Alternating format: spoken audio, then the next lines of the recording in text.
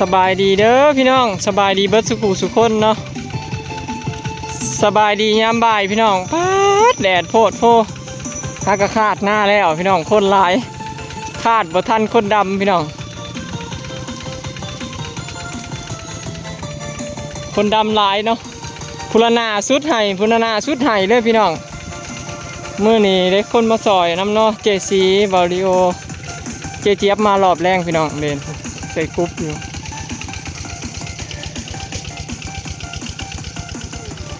เขาลงมาฮอดลุมแล้วพี่น้องใกล้จะฮอดตรงแล้วยังอีก10ไห้เนาะอีก10ไห้น้อยสุดท้ายพี่น้องจังสีแล้วแถวนี้เนาะนี่เจซีมา3วันแล้วนี่ค่ะ4มื้อนี้มันบ่4มื้อนี้พี่น้องเด้เผื่อไร้สะพี่น้องคาดหน้าได้2ไห้เผื่อสัตว์ออกเบรกซะก่อนวะถาคนดำซะก่อนอย่าคนดำไหวคนดำสิเป็นลมก่อนนะอย่ามันแข็งพี่น้องเขาขาดยาวบ่ได้พูนร่วมแล้วนะ10 กว่าชีวิตพี่น้อง2 4 6 8 10 12 14 15คนพี่น้อง15หน้าเนาะไฮน้อยนี่พอดีสุดเลยนี่ถ้าเบิ่งลงมาพี่น้องพลนาแล้วลงไปบุบเนาะรอรุ่นเบิ่งช่วงค่ำพี่น้องเนาะ4-5 โมงว่าสิฮอดโต่งบ่รอรุ่นคันแล้วลงฮอดโต่งก็มื้อหน้าก็ไปพุ่นแหละโน่นกกกระเดาเนาะอยู่เทิงน้องขึ้นไปไงเจี๊ยบคอยนึงว่าเจ้าสิบ่มาแหละโอ้ยคอยนึกว่าเงินออกเลยสิจำสินใส่เงินเบิดแล้วเงินออกชมชื่อเนาะมีนัดนานมูดีใครดอกมึงกับบักลาวันนัดกับบักลาเอื้อยครับเดี๋ยวเจ๊เอื้อยครับเงินเอื้อยเข่าแล้วบ่ครับบักลาบักลาอยากได้อันนี้ได้ครับเอื้อยซื้อให้บักลาเนี่ยนะ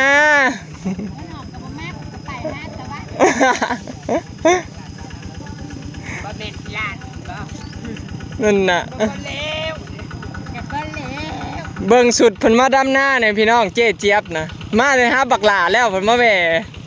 เงินเบิดเลยลงมาแหวบ่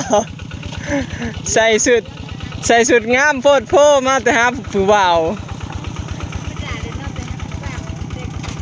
อย่าฟ้ามีผัวได้มันเฒ่าเขายังโสดเงาง้อยอยู่ผู้เดียวโสดได้นอกยังเฒ่าให้งามบ่ย่ายก็แต่ปักซอกนะผู้สาวกันกูเราเจสีวะ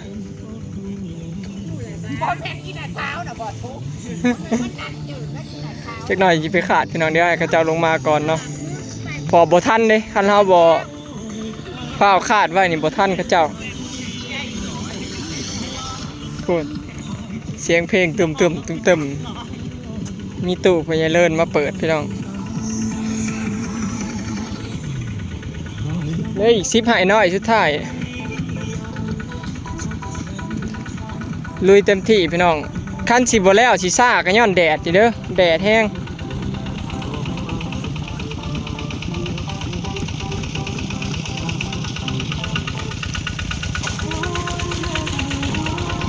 เหลือโค้งสุดท้ายพี่น้องเนาะของหน้าเฮาอีกนิดเดียวเบิ่งสิให้เบิ่งด้านหลังพี่น้องนี่เหลือซ้ำนี่แหละพี่น้องนี่บอลพอน้องเมยไถไปเนาะอันนี้ให้นี่ฮะก็ขาดแล้วก็ไปฮอดให้บนรถไถจอดลงไปเรื่อยๆจนฮอดน้องให้พี่น้องน้องบัวแล้วลงมาฮอดตรงนี่เนาะแล้วก็เบิดพี่น้องแล้วก็ไปต่ออยู่พุ่นเนาะต่อคงไม่เท่าไหร่โนนกกกระเดาแล้วก็เบิดเนาะบัดนี้นะเฮาแล้วจบพี่น้องอีกบ่เกิน3 มื้อเนาะรอรุ่นมื้อแรกนี่สิฮอดพี่บ่สิไปเริ่มพุ่นบ่มื้ออื่นเนาะคันบ่คำก่อนพี่น้องมื้ออื่นนะที่แน่ๆน่ะสิได้ไปต่ออยู่ที่กกกระเดาพุ่นแหละพี่น้องแต่ น่าสิเป็นตอนแรงเนาะมื้ออื่นก็ดำอยู่นั่นก็2มื้อพอดีตะกะอีกมื้อหนึงดำตะกะ3ตะกะก็น่าสิแล้วหน้าทงพุ่นก็ดำมื้อหนึงพี่น้องคันมีแต่ครอบครัวเฮาก็ดำมื้อครึ่งเนาะถ้ามีคนงานนำก็สิมื้อเดียวแหละพี่น้องแต่ว่าถ้านำคันฝนบ่ตกก็บ่ได้ดำผู้ไทยก็สู้ชีวิตพี่น้องรถไทยคนละคันบ่มีใครเปลี่ยนรุ่นนี้สู้ตายสู้ตายพนมเอยวะ บ่มีใครเปลี่ยนรุ่นนี้นี่แหละพี่น้องเบิ่งแน่ดำบุรณากระสุดแหละให้หน้านะหน้าเหี่ยวสำเร็จกับวิญญาณพี่น้อง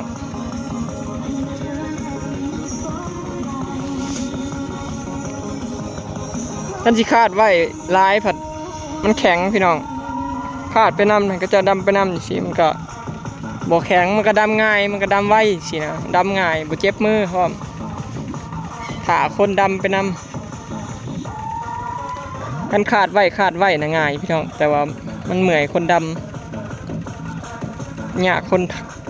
นขาดไปนำดำไปนำคันขาดแล้วก็ถาคนดำนี่ง่ายทั้งเบิดสองพี่น้อง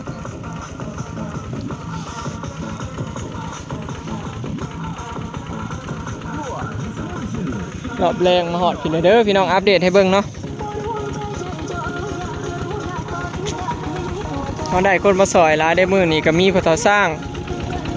เจสีเนาะบาลิโอเจเจี๊ยบมาสอยรอบแรงเนาะจังหวะได้หลายนะพี่น้อง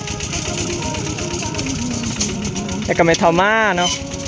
พอเท่าเลิศพี่น้องมาสอยเนาะ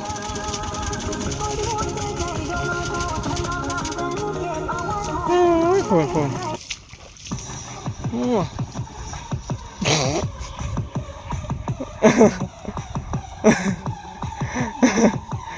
เต้นก่อนบัดหนึ่งพู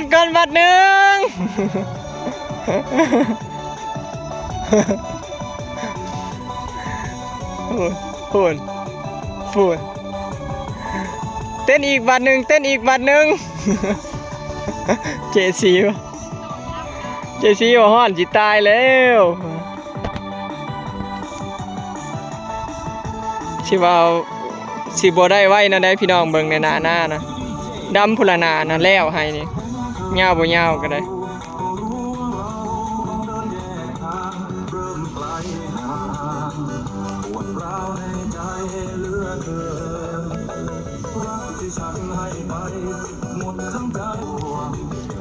ตอนนี้เวลา3 โมงยัง4 นาทีพี่น้องเนาะ4 โมงแล้วตอนนี้น่าสิแล้วอีกไห่นึงพี่น้องพอดี5 โมงแล้วล่ะเนาะเดี๋ยวสิไปขาดหน้าให้มันแล้วอีกไห่นึงดำแต่อีก2 ไห่พอแล้วไห่นี่ก็เพื่อแล้วก็พอดี5 โมงกว่าพี่น้องเนาะพอดีขึ้นมื้อนี้ก็คือสิได้แต่ซ้ำนี้แล้วพี่น้องได้แต่แถวนี้แหละเรียงมานี่มืดก่อนแล้วล่ะตอนนี้ก็สิฮอด4 โมงแล้ว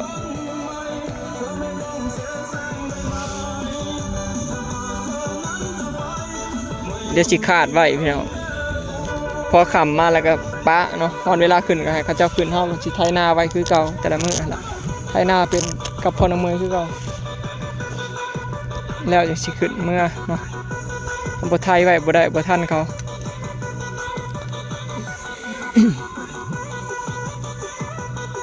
โอ้ยลงมาเรื่อยๆนะว่าแม่นมาเอาบุญพุ่นแล้วพี่น้องเอ้ยดำหน้ากองกล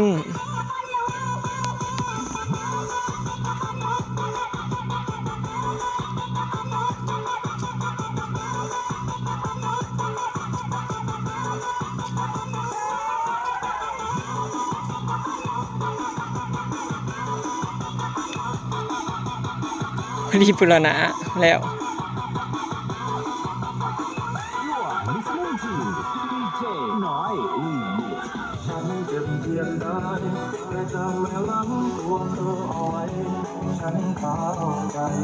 มาเบิ่งทางฝั่งพี่น้องนี่อันนี้เป็นน้องเมยเนาะ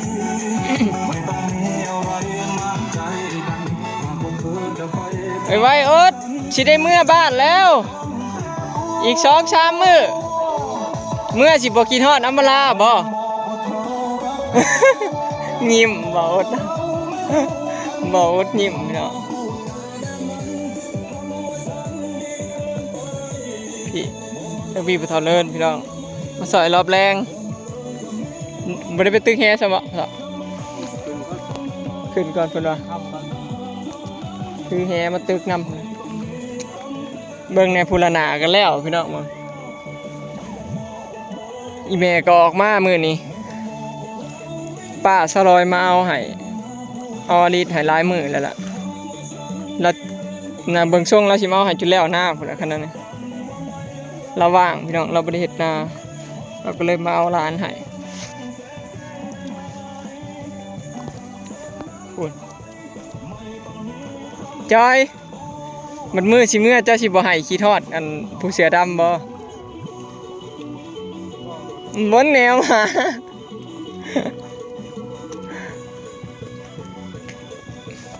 บ่เลยบ่จอยว่าตัดความสัมพันธ์แบบไรเยื่อใยเลยบอกแล้วเหรอ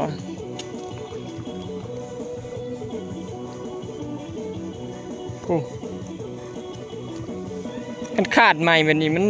มีตมนั่นนี่มันดำหมดอยู่พี่น้องมันบ่แข็งให้ได้มีน้ำลายมันแข็งก็เลยว่าขาดไปนำถาคนดำไปนำจังบ่แข็งห่วยเบิกพี่น้องเบิ่งดำพุรนากับสุดแถวเลยแล้วละหายหนึ่งเบิ่ง สัมมาเนาะหลายคนอันนี้มันก็ม่วนอยู่พี่น้องแป๊บเดียวก็แล้วหายมันพันดำ2พ่อเมียนี่ก็หายออกพุ่นแล้วพี่น้องหน้าเบิดนี่พุรนาเนาะเอ้าเป็นมัวนะเจ้าเย้สิแล้วเอ้าโอ้ชูเฮ้ยบ่เฮ้ยเฮ้ยเต้นโว้ยพอเท่าคำบอลแต่ใส่เนาะบาดนี้ข้างนอกโอ้โหเราว่าเป็นกระเทยจะเห็นนั่นอีกอะคือ นึกว่าจะเจออีกแล้ว